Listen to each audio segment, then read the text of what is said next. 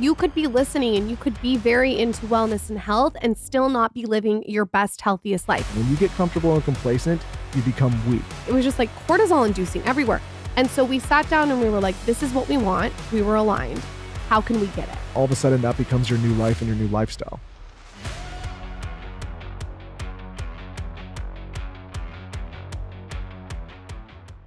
Welcome back, everybody. Welcome back to the Skinny Confidential Him and Her show. Today, we have a solo episode. For those of you that have been highly requesting solo episodes, mostly requesting, wanting to listen to us talk more, we have a ton of incredible guests on this show, and this podcast has become a well-oiled machine in terms of booking. So we're constantly having all sorts of different people pop on the show. And sometimes we forget that a lot of you want to hear us talk, just us two on the mic. So we were brainstorming a solo episode. We were brainstorming something that we think that you guys could extract a lot of value from. And we thought, let's talk about the evolution of how we've sort of transformed our life from San Diego to LA to Austin. And not that one move made a big transformation, but we've made a very purposeful decision to change our life when we made the move from LA to Austin. So that's what this episode will be about, kind of the evolution of our health and wellness journey. Yeah, and for those of you that are thinking we're going to sit here and shit on LA, don't worry, we're not. We had a lot of good years in LA, still go back periodically and love it. But there was a period of time, call it between 2018 and 2020, where we kind of started letting the rails fall off, kind of let life take us in a direction that we didn't feel at integrity with. Started getting out of shape, not taking care of ourselves, not getting good sleep, just stuff because we were so caught up in how we were operating in LA. So I think it's relevant to talk about what we changed when we moved to Texas. And it wasn't just because of the move to Texas. We just had to change a lot of the habits that we had when we were operating in maybe a dysfunctional kind of way. I think what we did is we prioritized our hustle for a long time and we put everything else on the back burner. And this is before we had children. So the priority was put on the businesses, which I think you have to say yes. I say this all the time, to everything until it's time to start saying no so you can get to the next level.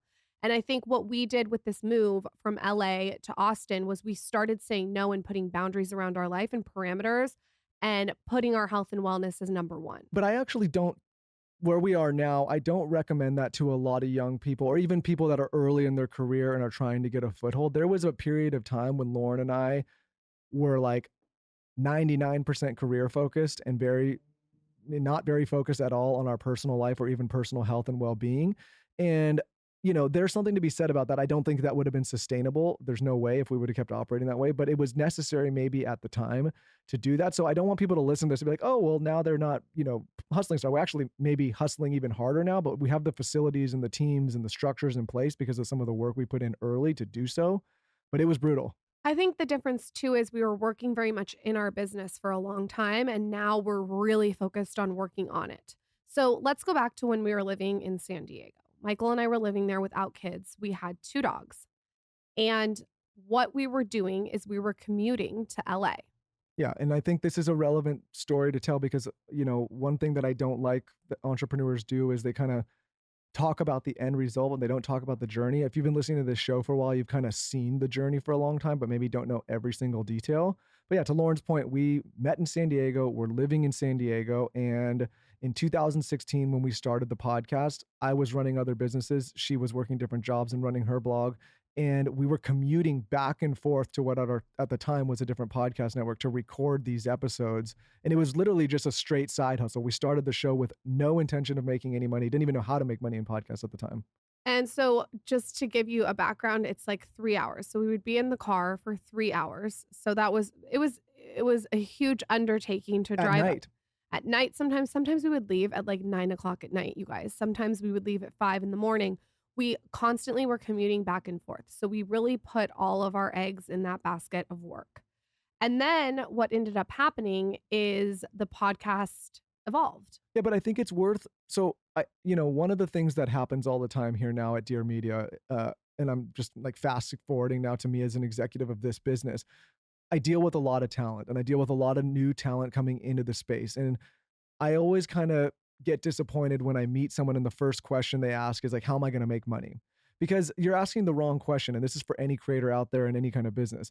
The first question you should ask is, how do I provide either valuable content, a valuable product, a valuable service, some kind of value to an audience, a customer, a consumer Like if you go straight into how do I make money and you don't solve for that first and don't think about that first, it's going to be really difficult to make money. Well, when you say, "How do I make money?" That's a very self-serving thing all about yourself, and to me, it's a scarcity mindset. That might sound abundant to ask how you make money, but it's not. It's total scarcity. To just be like, "How do I make money?"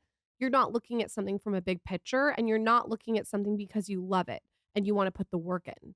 I wouldn't even think about money for 3 years, but that's a different conversation. What's that book again that Rob Dyrdek came on the show that we both just read? The Science of Getting The Science Rich. of Getting Rich. Okay, so It's a great I'm book. gonna paraphrase some of this, but it's a great book. Everybody should read it. He After he recommended on the show, I went in and devoured it quickly. And one of the main concepts in there is that you get one of the things to do to get rich is you create outsized value for the person, which is like duh, no brainer. That's either buying your product, consuming your product, listening to your service, watching your content. So, for example, if you pay $0 for this podcast to listen to it, which all of you do because we don't charge for anybody to listen to this, we charge advertisers, and you get any kind of value that either helps you in a relationship, helps you with your health, helps you with your business, and we continue to deliver on that consistently. Well, the science of getting rich says that eventually you will actually potentially get rich or earn an income or make living because you're providing value to somebody for a very low cost. Another example would be maybe you've gone and you've seen some kind of speaker or coach and you've paid $200 to see them. And then later you get this idea to springboard your business. Well, it was worth it because what you paid them was disproportionately low compared to what you got. Or if you buy a book like The Science of Getting Rich or Think and Grow Rich or, any kind of books we've recommended on this podcast and that book sticks and you paid 20 bucks for it and it changes your life, again, that author should be compensated. So again, going back to the question of, you know, how do I make money is the first question you ask. That's the wrong question. It's how do I create outsized value to the person that I'm trying to serve? And so when we started this podcast, and the reason we're long winded about this is the intention was really just to create valuable content that people would either find entertaining, inspiring, funny, whatever it is, on a consistent basis. And we did that for years before we monetized anything. By the way, that still is the goal. It's for me, it's like going back to the slight edge of what makes you successful in the beginning. It's like I want every episode for you guys to get something from it. You have to get something. And I'm constantly trying to make sure that the audience comes first. So, we did that chapter of our life in San Diego. We drove up, we were committed to the podcast, we were committed to providing value to you guys. And then what ended up happening is we started to be in LA, living in our LA house more than San Diego. Yeah, we had a condo, we were going back and forth, and there's some about 2 years into it, fast forward to 2018, from 2016, we started to get a lot of momentum, and, with the show, and it started to kinda take off, and people started actually talking about a podcast. Lauren and I no longer had to create slideshows to show people where the podcast app was. Obviously, we weren't the first people here, but we were still early enough where people said, "What the hell is a podcast, and what are you guys doing?" And so it started to take off, but keep in mind, during this time, the podcast was a complete side hustle. We were not monetizing it at all or barely. And we were running other companies. I, in particular, was running an agency. I was running a company called JetBed. I was going back and forth. I had employees down in San Diego. Lauren had her businesses and she was down there too. And so we were coming back and forth. And then all of a sudden, the idea of Dear Media started. And we said, okay, let's create this entity. And Dear Media, people don't realize, was started as a complete side hustle. Me and my co-founder, Raina, who's no longer in the business, we bootstrapped the business. We co-financed it together. We didn't bring in any outside funding. And I was running two other companies at the time, commuting back and forth. So lo and behold, essentially what we started doing is just completely sacrificing our well-being, our time, our sleep, our stress, because we had no work-life balance. And I want to get really granular here.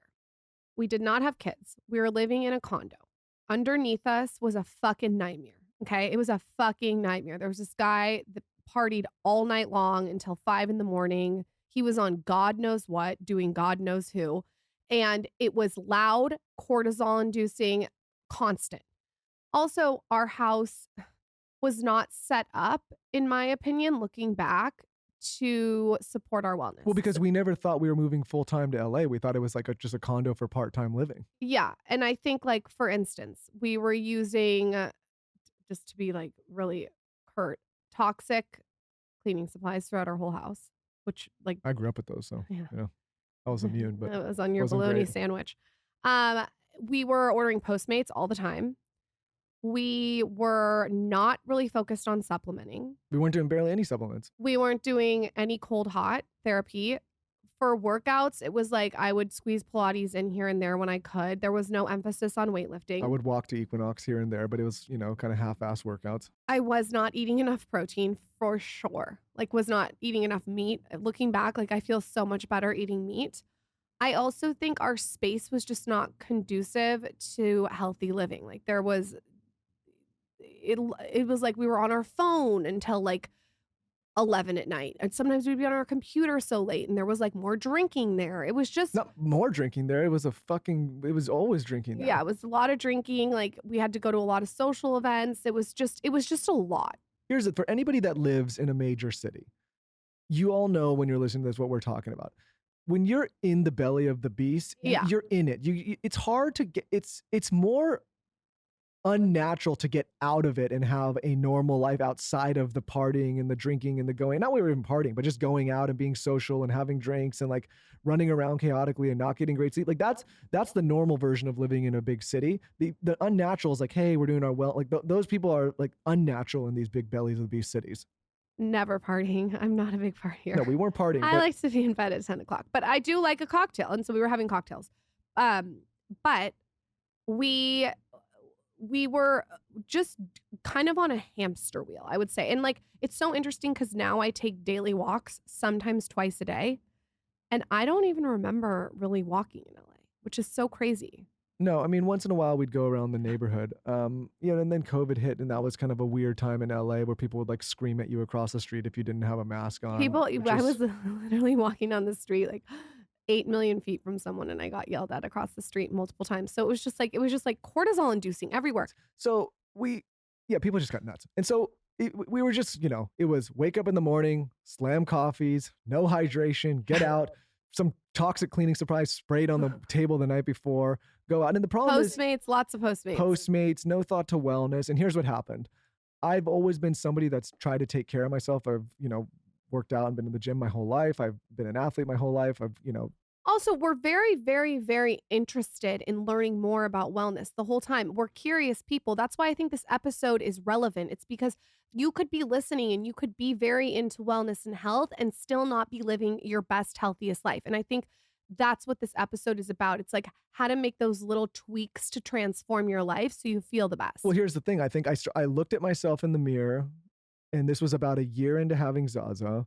The And beer that was cleaned with Windex, yeah, and I was probably 20 pounds lighter than what I've been my whole life, but it wasn't like a good 20 pounds. It like, brushing your teeth with bleach. yeah, it all came out of like my muscle mass went away. I started getting a gut. My eyes looked like shit. I just started and just wasn't taking care of myself. And really like at the time, I think we both thought we were kind of like doing right and taking care of ourselves, but we didn't realize that few years there just kind of floating along and working and not having any kind of work-life balance and just putting every single egg into the business basket was slowly starting to take us apart. So what ended up happening is I got pregnant with Zaza, and when I got pregnant with her, I got very in tune with this is going to sound weird, with nature and the vibration at what I wanted to live. So I started really appreciating being outside and I started to want to slow down to speed up and I started to want to manage my cortisol. For instance, like I turned the notifications off on my phone. I didn't want to wake up with a jarring alarm. I didn't want to constantly grab my phone in the morning. I didn't want to go to bed with my phone anymore. I was just done with it. And then Zaza was born in January of 2020, and we all know what happened after that. Like 2 months later, the pandemic hit. Yeah, and at that time, the world starts going crazy. Obviously, it's no secret Lauren and I were, not the biggest COVID, I don't know. What do you want to call There them? wasn't a mask up to my We eyebrows. weren't the most COVID compliant. No, it's Whatever. it's just like It wasn't. I would just say it wasn't something I people know. wasn't wearing a hazmat suit. Yeah, we weren't. But in LA, just became kind of crazy for us, and so we said, okay, like one, we have a kid now. Two, like we want that kid to be running around outside. We were getting more in tune with nature. We, felt LA had not been conducive. Businesses were shut down. We had established the companies. We It was established the creepy podcast. town. It was And creepy town. also, like, I want my daughter to grow up with her feet in the grass. And like maybe some other people don't, but I do. I want her to play in the sand and be outside. And I want my dog to not have to go pee on a piss mat. Like, I want them to be able to go out into a yard. And we just started to realign what we really wanted. And together we started mapping out, wait a minute, what do we want our life to look like? And I think this is like a moment in our life when we started to really design our own future. And so we sat down and we were like, this is what we want. We were aligned. How can we get it? This episode is brought to you by Symbiotica. They have all of these packets of incredible supplements. First of all, I love the vitamin C. It comes in like a liposomal package, and you can put it in your water with ice. It tastes delicious, kind of like orange juice with like a chia taste too. It's so delicious. And then I also really love their magnesium packets, but they also have magnesium spray. So what I'll do is I'll do their little magnesium packet in the morning with my vitamin C. And then later when I'm winding down at night, I'll spray their magnesium onto my body. And it smells like lavender, so it just winds you down. So for me to be able to implement magnesium in the morning and at night, I'm about this. Their supplements are just so sophisticated. The formulations, I'm obsessed with the founder, Shervine, and they're scientifically proven to increase vitality and longevity by filling in the nutritional gaps. Here's the thing. I would start out, if I were you, with the vitamin C, and then I would move to the magnesium. The magnesium spray at night is absolutely lovely. And if you're feeling frisky, I would recommend adding the B12. I like to squirt it under my tongue. Zaza loves it. You can't go wrong with any of their supplements. 10 out of 10. Of course, we have a code for you. I've used my own code 100 times. It's symbiotica.com/skinny. That's symbiotika.com/skinny. And you get 15% off site-wide. I'm sure you've heard of Base. It's all over Instagram. They have like the Weekender bag. It's actually started by actress Shay Mitchell. She wanted to make sleek, affordable bags, luggage, and accessories. And she did that especially with this cosmetic case. The one that I like is in beige. And this is like a spill-proof cosmetic case. So every makeup and skincare lover can stay super organized. And it even comes with like a little mirror. So the other day I needed to touch up my lip gloss and my mascara, and I was able to do that with the little mirror that comes in it. And you don't have to leave any of your products from home because the makeup case really has so much storage. I'm someone who's really annoying and doesn't travel with like travel makeup. It's like all my stuff is big. So to have this and be able to fit my ice roller in it with all my products is incredible. The one that I like is on their site. It's called The Cosmetic Case. Absolutely amazing. I also have their Weekender bag, which is great if you want something that's hyper functional and chic. Anyways, they also have luggage. It comes in multiple sizes and colors. And if you want the shorter trip, I would recommend the Weekender bag. They have 30,000 five-star reviews. People are obsessed. So if you're packing for a quick trip or looking to breeze through security, Base has you covered. Right now, Base is offering our listeners 15% off your first purchase by visiting basetravel.com/skinny. Go to basetravel.com/skinny for 15% off your first purchase. That's BEIS travel.com/skinny. Recently, if you follow me on TikTok, you know I redid my fridge. And in my fridge, I have a snack section. A section that Zaza can just walk up to, open the door, and grab something. I also have it for Michael because he gets a little hangry. And in that snack section, in acrylic drawers that are on my Amazon storefront, I have my Perfect Bars. 17 grams of protein per bar. It comes in 10 delicious flavors. I personally love the dark chocolate chip peanut butter. So does Zaza and so does Michael. But they also have cookie dough and coconut peanut butter, which are very, very popular. So check those out. This is literally the perfect snack to have on hand. They're like very cookie dough texture-esque and they're creamy, full of flavor.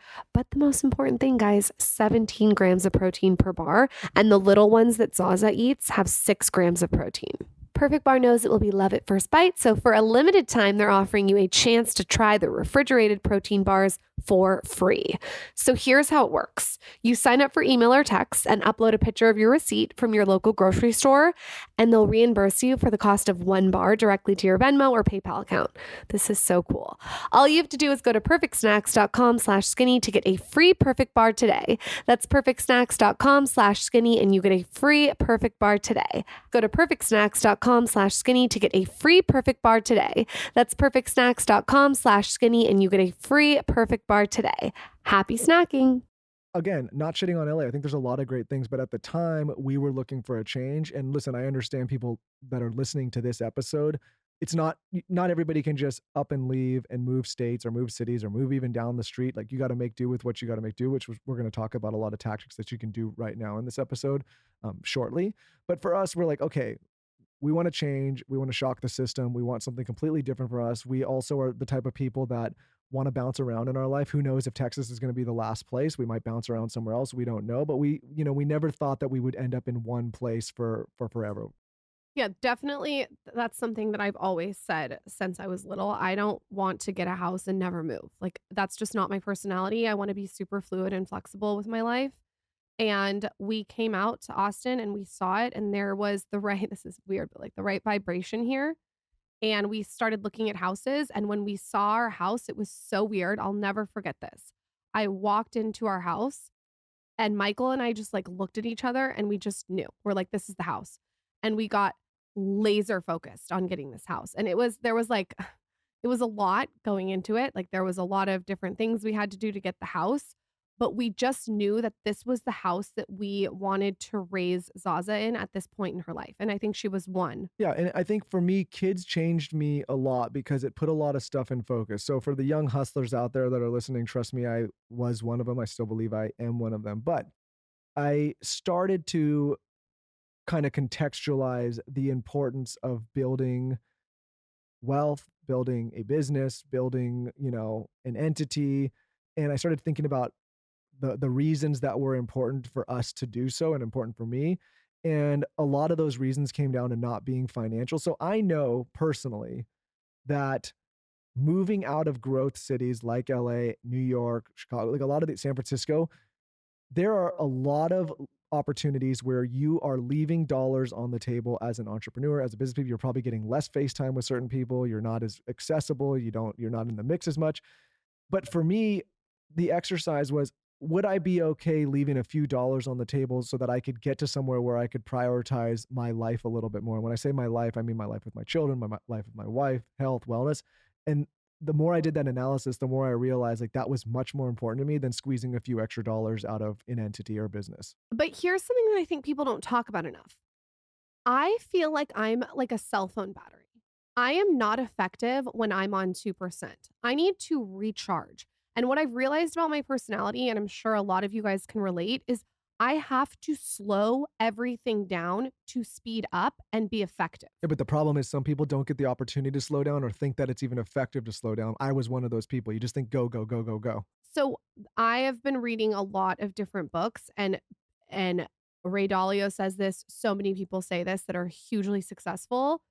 You have to slow down to speed up. If you're constantly hustling, you're going to burn out. And listen, I've done the hustle. I get it. But I think if you want to scale a business and you want to have longevity in a business, you have to take moments of absence. And so that's what Austin started as. Is it was like pulled us out and sort of shocked the system of what we were doing. So here's some things that we did to make our life more healthy. Yep. And before we lose the people out there, they're like, no, I got to hustle and it's all about go, go, go. And I'm not ready to slow down. I will say this before we get into stuff that works. By slowing down, we actually sped everything up in a much greater way. All the businesses accelerated and exponentially grew. Our relationship exponentially grew. I got 25 pounds of muscle put back on. I look fucking phenomenal, right, Lauren? Looking great. Are you serious? Lauren looks great. No, I'm just kidding. Well, I'm not kidding, actually. I'm being serious. I changed my life. And Your calves have never looked bigger. our parenting got better. We have 2 kids. And actually, the funny thing now that we actually took a chance to step back and get our life together, we're actually more effective operators in every way, right? We can be effective parents, effective partners, and effective operators in our businesses. But I think we would have burnt out if we didn't stop for a second and recalibrate and reorganize. And what's cool too is by doing all this with our businesses and our kids and all the things, we also have these moments in the day that are so special and unlike LA. And let me give you some examples. We get to work out together almost every day. We get to do cold hot therapy. We get to take a walk in the middle of the day. Like I will walk for an hour to the lake while I do my conference calls.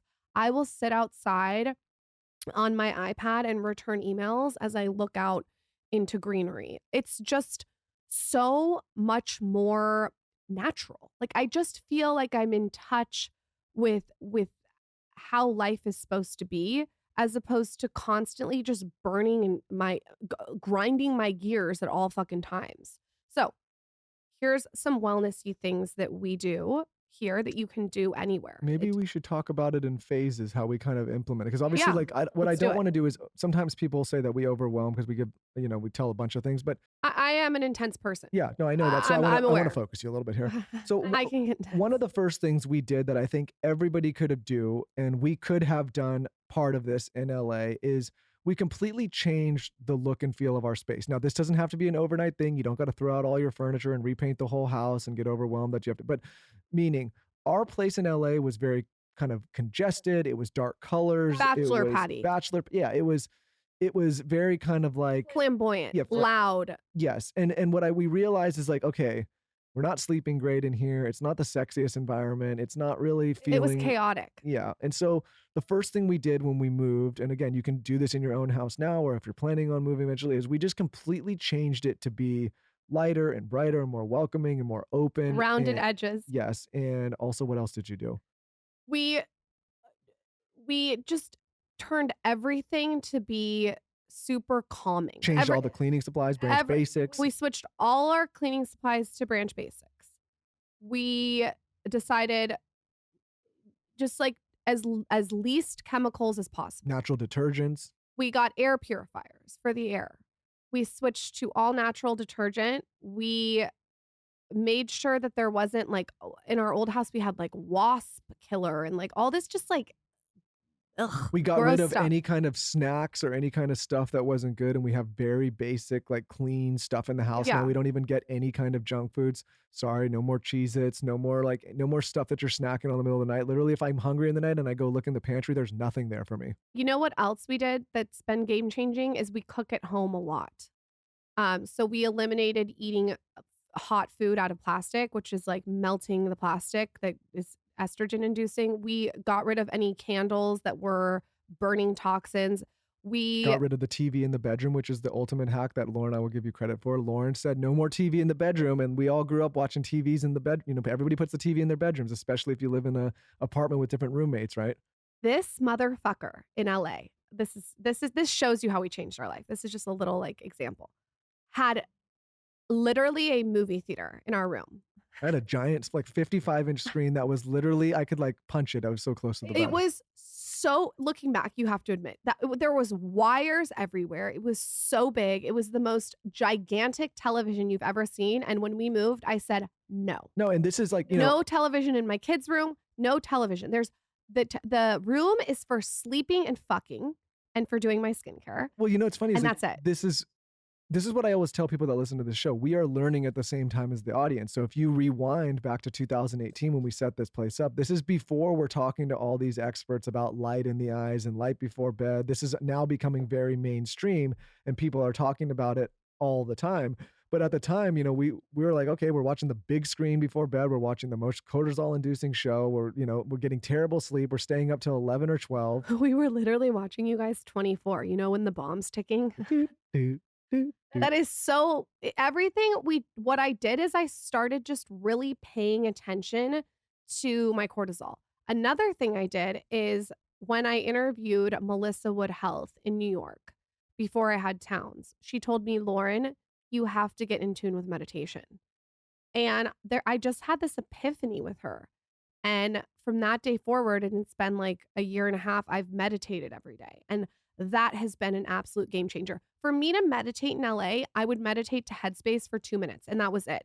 Now it's like I can get up to 45 minutes. And I think that really has to do with your environment. Yeah, it has to do with, I mean, I think our space particular, and for people listening that are thinking about meditating, maybe it's like, maybe think about your space as a whole and say, is there a place that you can go in your place right now to feel relaxed? And that could be any kind of setup. But for us, there really wasn't. There was not a place that we could go and feel relaxed. And when we looked at that, when we were moving, we're like, listen, we can't be in an environment in our home. And listen, our home in LA was not so big. It was like 2,000 square feet or so. So I don't think we were living in some kind of mansion, right? It was, but the problem is that we just set it up to be so kind of if you're in the living room, you're in the living with everyone else. If you're in the downstairs, so it was just everybody was on top of each other. It was all dark. It was chaotic. There was just no place to actually go and relax and do something like that. I would say whenever if you're looking for any kind of apartment, and I lived in a studio, before Michael and I got married. I made sure that the light was good. It's so important to have that light coming into your house. Um, Looking back, if I could give someone advice who is looking for a studio or a one bedroom, or even like if you have a roommate, I always used to make sure I had the lightest, brightest room. I think that makes such a difference. Another thing that we did that was game changing, and anyone can do this who's listening, is we audited our stuff. And what I mean by that is when we were packing things from LA, anything that we were hoarding or storaging for no reason, or clothes that didn't fit or clothes that we weren't going to wear, we collected and we donated. That is one good thing that's actually good about moving. And not, again, I recognize not everybody can up and move, but if you are somebody that is going to move and you're going to change condos, you're buying a new home or you're renting a new place, during that time, I think we got rid of 60% of the stuff we owned. But you can do this today, right now. You can go audit and edit your home, your studio apartment, your room, audit your space. When there is too much shit in your house, it's overwhelming. It's not conducive to, in my opinion, to work. I like my workspace clean. What I've realized with this move is like the minimalism thing, there's something really to it. Like, I didn't want shit everywhere in this house. I wanted it to be a flow. Well, the sad fact is that most people, especially in this country, could get rid of 75% of the stuff they own and not skip a beat, right? It just we get so attached because maybe we've told ourselves, well, it cost me this, or somebody gave me this, or I've had this for a while and it's sentimental. But the problem is we just compound that year after year after year, and we hold on to so much shit. I promise, as soon as you get rid of it and it's gone and you donate it or you sell it or whatever you're going to do with it, but you get it out of your space, you will never miss it again. If you're even thinking about maybe I want to get rid of it, you will not miss it again. There's not one thing I can even remember that we got rid of that I'm like, damn, I wish we had that still. I also have the mindset that the more you give out, the more comes back to you. So I'll give you an example. There is an influencer who will not be named, and she has a room in her house. And in the room is all the things that brands and PR have sent her. So she has a room dedicated. It's a What does huge she do room. with this room? She just has it on display. For Now, who? for herself, Oh, which if you want to do that, you go do that. For me, I'm in the mindset of like giving away, giving away, giving away. I don't want to hoard a bunch of shit. I feel like it's a scarcity mentality. It's not abundant. we all have that grandparent or parent that has the storage shed or the storage unit that's been there for 30 years and they think there's stuff that's valuable in there, and then you go and you open it up and And it's there's just cans of Diet Coke. it's just a bunch of trash. Before my grandmother passed away, she said, I got to go clean this storage. I went in there. There was old Charmin, there was old Coke can. My grandma had cinnamon from What 1965. the hell are these people doing? I don't know. Listen, I don't want any. When I die, I don't need somebody to roll up a storage and be like, "Holy shit! Look at all the toilet paper Michael had." I am of the belief that if you can clear your space, it clears your mind. So that is something that we've done in this new house that's been game changing. Another thing we've done that is also accessible to everyone, most everyone, I think, is a cold shower. Yeah, I mean, in our house, people have seen it. We now have a cold setup at Blue Cube. I always want to mention them because they're great. And then we have a sauna outside, and we have an infrared. Now, we didn't start out that way, so I don't want people screaming at the mic saying, "Oh, easy for you to say you got a sauna and a cold We plunge." started out with freezing cold showers. That was something we were doing in LA daily. I had to do that just to break myself out of the fucking stupor that I was in every day, waking up in that chaos. Just kidding, but actually being honest. Yeah, so I think like we do our best as a population to seek out as much comfort as possible. Most people listening to this show are trying to figure out how to change their life to be more comfortable. That is a trap. You want to be more comfortable in your business. You want it to be easier. You want it to be more comfortable in your relationship. You want to be more comfortable in your home. That is a trap. If you get to the point where you are so comfortable all the time, you become complacent and you become weak, right? Everyone's talking about this Ozempic stuff right now, Lauren. You guys were talking about it in the gym, like about what do you think the long-term effect is on people? I don't know from a health perspective, but I know it's going to make more weak-minded people that are lazier and lazier because now they don't have to go to the gym and they're complacent and they're going to have flat, flabby bodies with no muscle at the end of the year. and at the end of their life.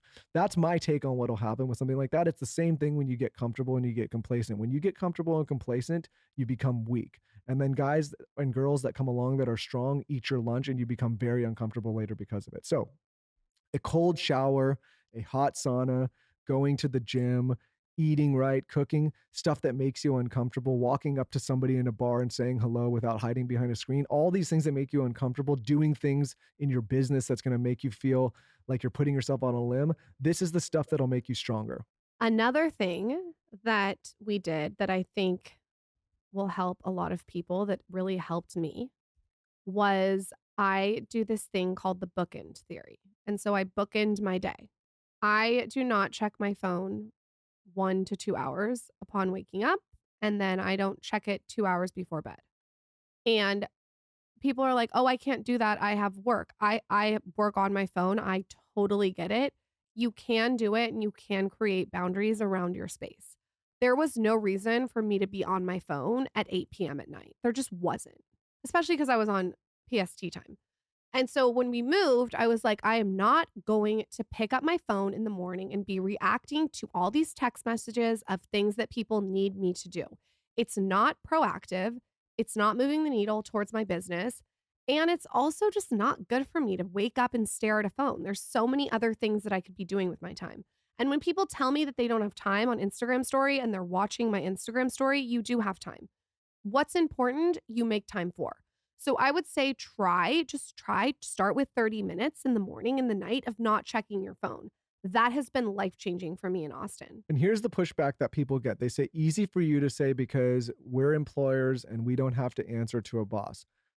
As an employer, I get alarmed when I see people on my team emailing at 10, 11, 12 at night. And guess what? It happens very rarely now because I think we've created a culture where we're not rewarding that kind of behavior.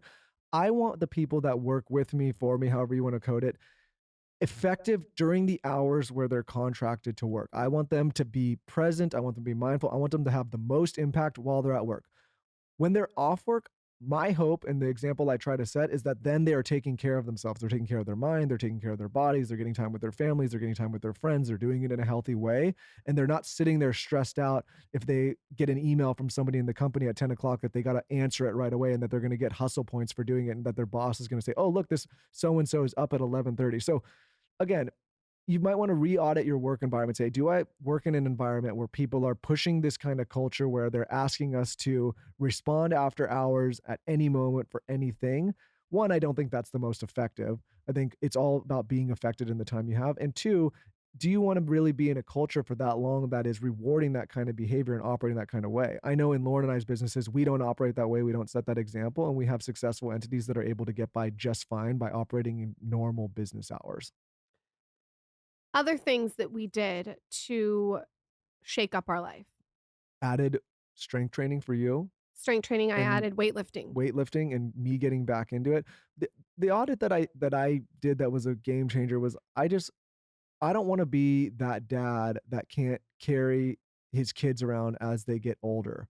Um, I don't want to be weak. I don't want to be setting an example of weakness for them. I want to be in prime physical condition for as long as I can. And for me, strength training in particular has always been the answer. You get a little cardio, you build muscle mass, you build fat burning systems in your body. It's just an incredible mechanism as we've talked about on the show. We also added way more protein. So we started waking up with bone broth.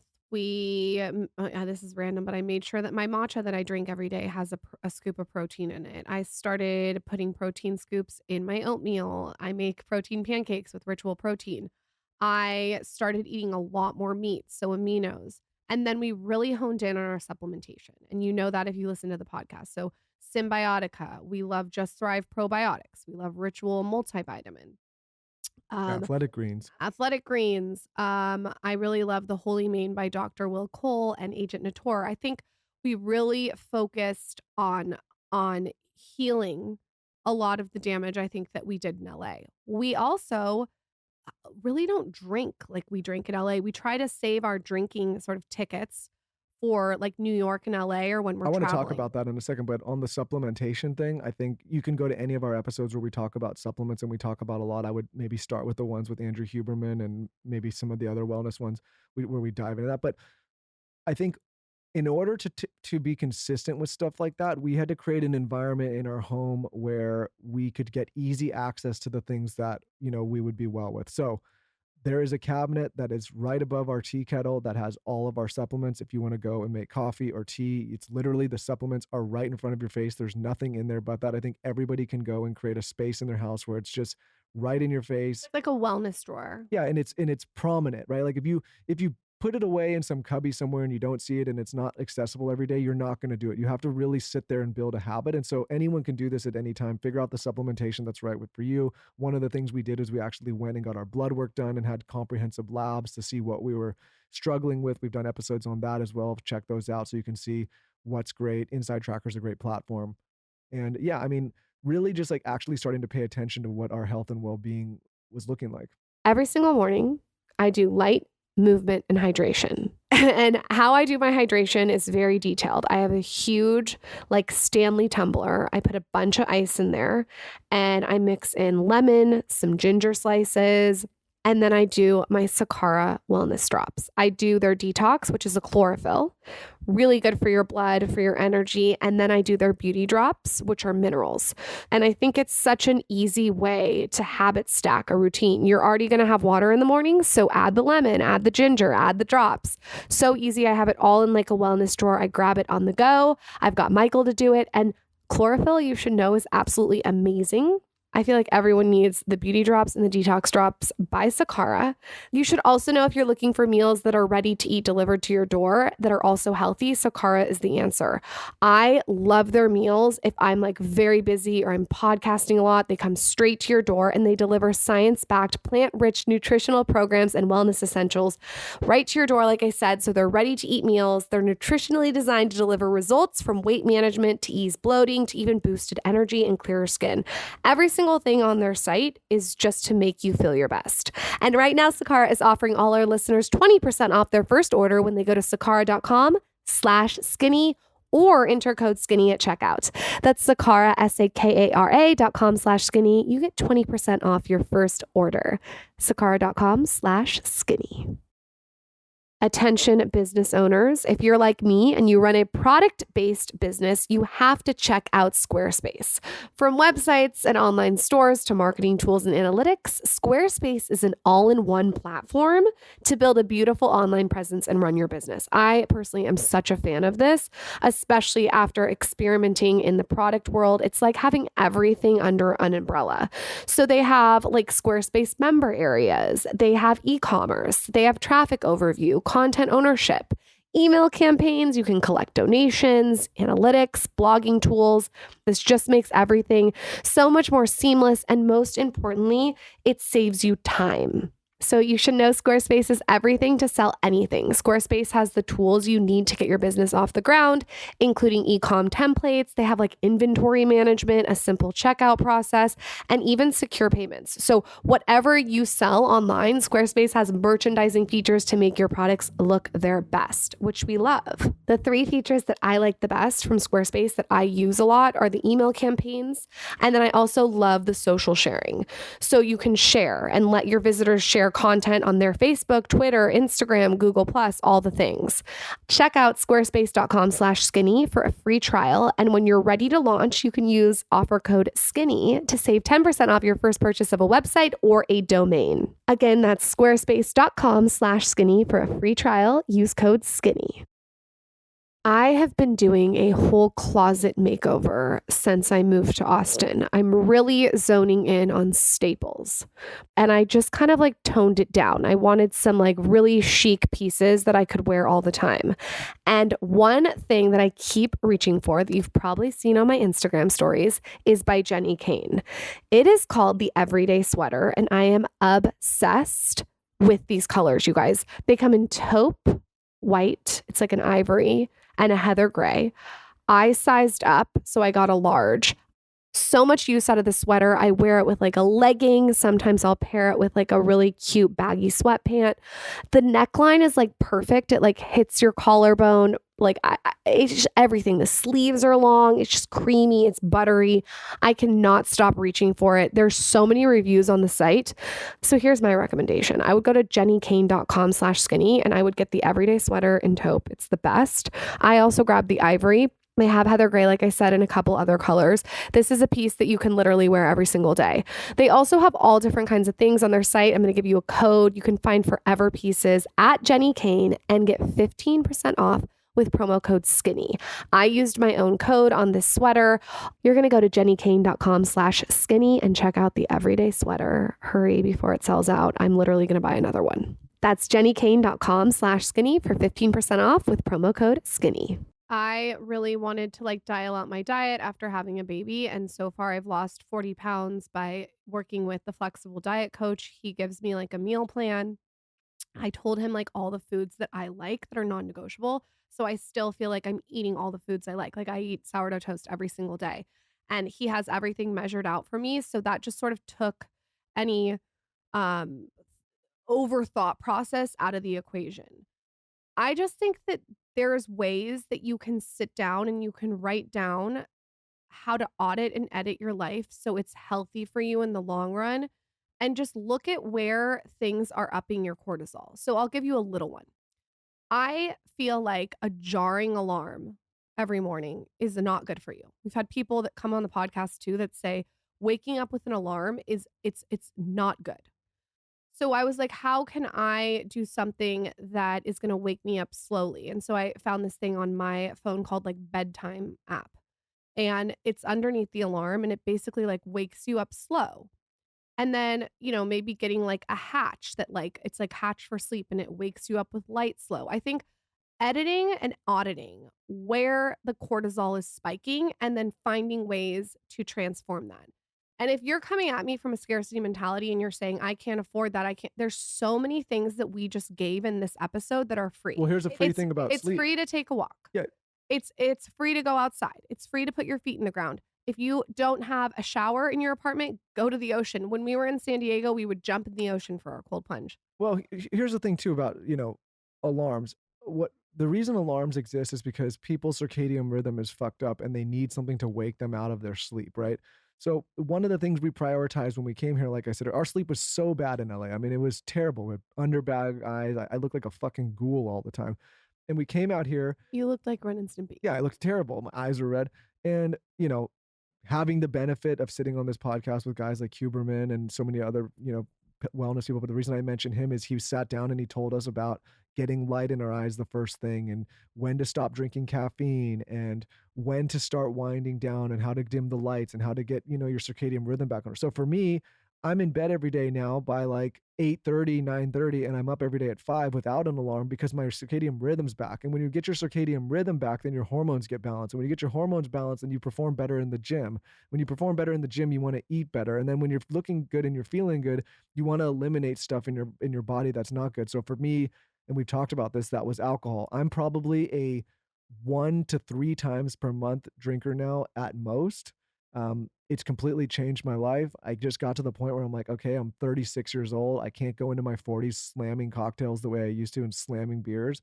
And I think if anybody's thinking about changing their life, I would really also revisit the amount of alcohol consumption. I was talking to my trainer today and I was just saying, I have a goal to drink less than 10% of the days per year. So if there's 365 days a year, I have a goal that's like, I'm not going to drink more than 35 days an entire year. I don't know if I'm going to do that, but that's my goal. And I was thinking, think of how many people that drink 50, 60, 70% of the time throughout the year and think about how that compounds year after year after year. Maybe in your 20s you don't notice it as much. I sure didn't. 25 maybe, but he's getting your 30s and then your mid 30s. Think about the amount of alcohol that is going into your system and what that's doing to your brain and your body and your hormones and your mind and your fertility. It's just not great. Also, if you're going to drink, we switched all of our wine to biodynamic organic wine. I have a box, Dry Farm Wines times the Skinny Confidential, and we even bring this wine, you guys, to dinner. So we sort of like switched out our wine. Anything we could make over, we tried. And listen, again, there's so many ways that you can get creative and have fun with this. It doesn't have to be so overwhelming. If you take one thing from this episode, like the bookend theory of your phone, that, in my opinion, will make your life 1% better. My friend Khalil has this thing. He's been on the podcast 3 times and he owns Sun Life. And he always talks about being 1% better every day. So if there's 1% better that you can pull from this podcast and you can apply it to your own life, and then maybe in like another month, take one more thing and apply it to your own life. It just is about getting a little better every single day. And speaking of that, Lauren and I were talking in the car today, just us two, and I was saying, the reason that people struggle with this kind of stuff so much is because we give ourselves such a short period of time to change our lives. This thought process and this journey for us really started in 2019, where we started to say, hey, something's wrong. In 2020, we obviously made a huge change with the move. 2021 was really the year to say, okay, let's build a foundation. And 2022 was the year to kind of get in base shape. I look at 2023 as like, okay, this is the year where I'm actually going to get in good shape. And if you hear what I'm saying here, we didn't sit back and say, okay, we have 2 months to do this, or 3 months to do this, or 8 weeks to lose 5 pounds. It was, okay, we're going to slowly and consistently change our lives for a long, long period of time. And it might not be the greatest effort and like a shotgun approach right away. But if you put enough time, 2, 3 years, and you just build in these healthy habits, over time that compounds and all of a sudden that becomes your new life and your new lifestyle. So that is how we transformed our life. We are a work in progress. We still got a long way to go. It's all about the journey. If you guys have anything that you think that we really need to know about, I would love to know. Drop in my DMs or comment on my Instagram. And a lot of these things we talked about, branch basics, symbiotica, athletic greens, shit, peak tea. Weightlifting, eating more meat. It's so No, funny. I was gonna say there's a code. But there is. There's a code skinny for a bunch of this stuff. So if you want like a discount on a bunch of this stuff that we talked about, I'm a big believer in working with brands that I use and love and would recommend that are human and pet safe. And so a lot of these things, our cleaning supplies, the wine we're drinking, our supplements are things that I have vetted and researched. So it's stuff that I would give my own kids and it's stuff that I would recommend to you, my friends, happy hour, whatever. So code skinny you can use. And that is how we changed our life. If you guys want to hear more solo episodes, just let us know. We're always down for a solo. Always down. On that note, Michael, where can everyone follow you? Follow me. No, just follow me on the podcast. Follow I you don't on the do a pod. lot on social. You don't do a I've lot. gotten really kind of lukewarm on a lot of those platforms. Yeah, I just think you're not like social media vibes anymore. No, I never really was. That's okay. That's not your vibration. No. Just follow me on the podcast. I like to talk. You can't shut me the fuck up. All right, you guys, this has been fun. Let us know what you want to hear more of. And on that note, we will see you next time. Yes, you.